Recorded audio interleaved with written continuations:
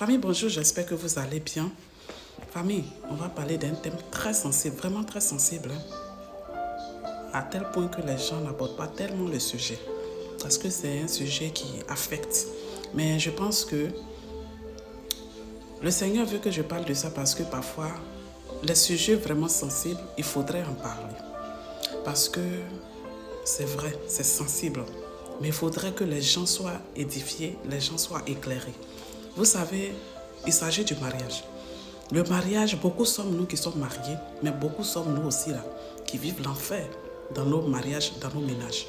Si on n'enseigne pas sur comment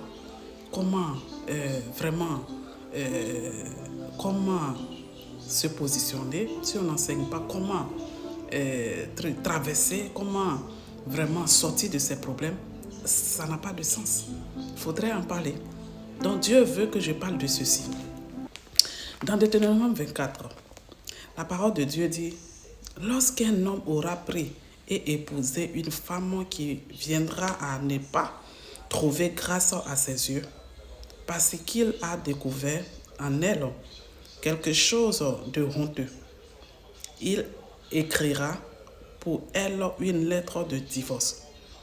Et après là, lui avoir remis en main, il la renverra de sa maison. Elle sortira de chez lui, s'en ira et pourra devenir la femme d'un autre homme. C'est l'Éternel Dieu qui parlait ainsi dans Deutéronome 24.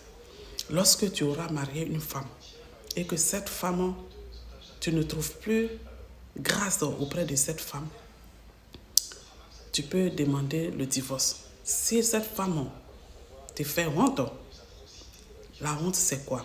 La parole de Dieu dit dans Hébreux 13, verset 4 que le mariage doit être honoré de tous. Et le lit conjugal, exemple de celui. Voilà les cas qui peut envoyer un homme au divorce. Les cas qui peut envoyer l'homme au divorce. L'adultère. Dieu n'aime pas l'adultère.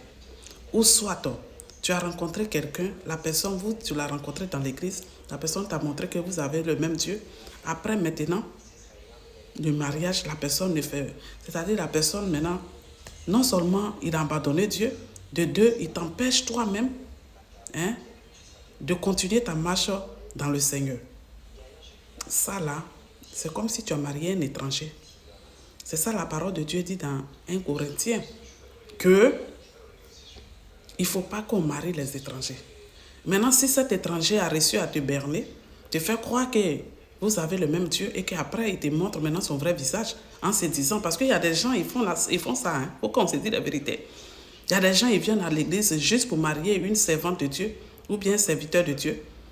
Ils trompent pour juste avoir une femme, une personne bien dans son foyer. Et puis maintenant, quand cette personne est là, maintenant, la personne maintenant continue sa vie de bordel ou bien continue sa vie de débauche. Alors, dans ce genre de cas, ça peut, je dis bien ça peut amener l'homme au divorce. Parce que vraiment, c'est vrai que c'est sensible, mais si on n'en parle pas, il y a des gens qui meurent. Il y a des gens qui meurent dans les mariages comme ça. Il y a des gens qui souffrent. Il y a des gens qui ne trouvent plus le bonheur. Ça là même, ça peut envoyer l'homme même en enfer. Parce qu'une personne qui vit, la douleur, la souffrance à un point, tu abandonnes la foi. La souffrance à un point là. J'ai dit, tu abandonnes la foi. Parce que tu te dis que Dieu n'est plus là pour te secourir. Tu te dis que c'est ton erreur, c'est ton fardeau, c'est ton poids. Effectivement, c'est ton poids parce que la parole de Dieu dit, lorsqu'on est marié, on forme un. C'est vrai, on forme un. Mais si mon un là, la même parole de Dieu dit que lorsque ta main peut t'entraîner à la perdition là, moi je pense qu'il faut couper cette main là. Il faut couper la main, il faut la jeter loin de toi. Il ne faut pas que ta main là, va contaminer tout ton corps. Oui. Si une personne peut conduire à la perdition, c'est mieux de s'arrêter. Oui, je le dis haut et fort. Si une personne peut t'amener à perdre la foi, peut t'amener à rétrograder, peut t'amener à abandonner Dieu, je pense que l'amour n'est plus. Oui. La solitude est mieux. Il faudrait être seul, hein, heureux, épanoui, suivre ton Dieu, que être avec une personne que tu sais que vraiment, ça ne va pas. Mais parce qu'on s'est dit que on est marié, comme la parole de Dieu a dit dans Matthieu 19, qu'on ne doit pas se séparer. C'est les gens qui ne doivent pas vous séparer.